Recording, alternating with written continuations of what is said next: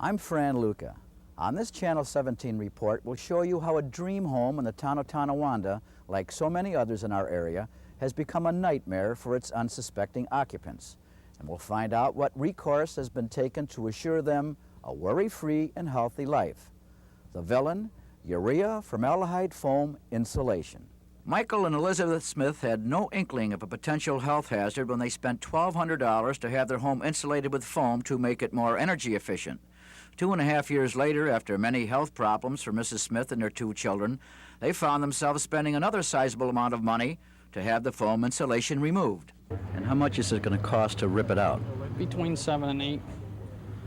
Now, coupled with the fact that you're going to have your home re-sided, what do you feel the total cost will be? Between 10 and 12,000. Are you going to get any kind of relief to help pay this? Any kind of a low-interest loan? Well, nothing yet.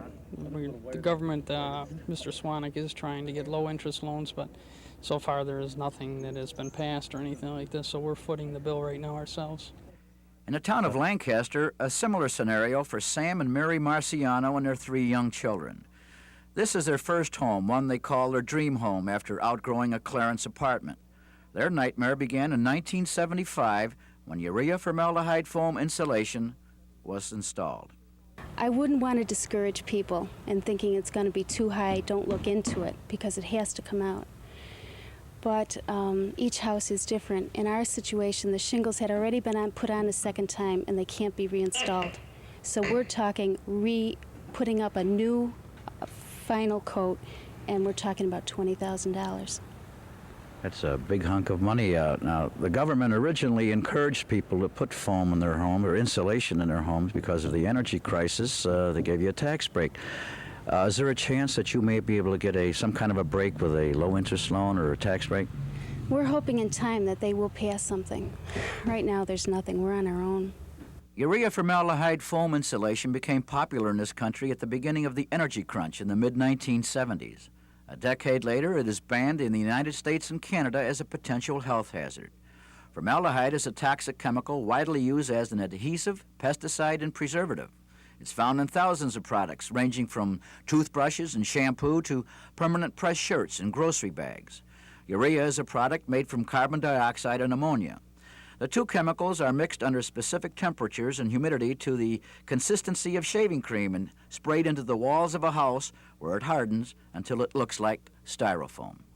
In addition to health problems, many homeowners were stymied as to how to have the material safely removed from their homes. Erie County legislator Charles Swanek is pressing federal officials for guidelines and standards on how to deal with this problem. Quite frankly, the federal government, as of today, has done nothing to try to help these people in understanding the problem and to have the product removed. The Canadian government, they banned it 1.5 years ago. At that time, they developed a procedure for removal of it. They developed guidelines for the formaldehyde test program, and they have really taken the lead. It's ironic that we have to go to a Canadian publication to tell people what steps to take. Well, the interesting thing is that when the federal government banned the product, the U.S. Consumer Product Safety Commission started sending information out to residents who contacted them about this, that they should contact the Canadian government for the literature. The Canadian government has now taken the stand that, look, we're willing to help you out for a while, but the point is it's very expensive to develop and process this magazine and also to mail it out. And if the American government isn't going to get involved in this issue and start developing its own guidelines and procedures, the Canadian government is not in the business of taking care of Americans. It's very upsetting. It really is. It's very upsetting. We've had to move out of the home. It was a lot of work for all of us, and the children have been very upset about it. But at least we know we'll be out of there and we can live back in our own house again without feeling we're living in a contaminated environment. This started out as a dream home, and it sort of turned into a nightmare for a while, and hopefully from here on in it will become a dream home again for you and your family. Hopefully, once we get out of the setback from it. Yeah, I hope it will be our dream home. It's ironic because the Smiths a few years ago spent $1,200 in going along with a federal program of energizing your house so that the cost of energy is less. Now they're spending $7,000 to have it removed. The federal government gave them a tax break when they put it in, but because of health problems, the federal government's not willing to help them out on this. What kind of advice would you have for other people who may be aware that they have foam in their home and yet are aren't facing up to it? Well, for a long time, I kept saying to my husband, why don't you want to admit it? We might have this in our house. And I couldn't understand why he wouldn't agree with me. And then I realized that it's a very big step to admit that you have it, because what are you going to do about it? The thing is, you do have to act. You have to face up to it, and you have to get it out, because you're playing games with your health.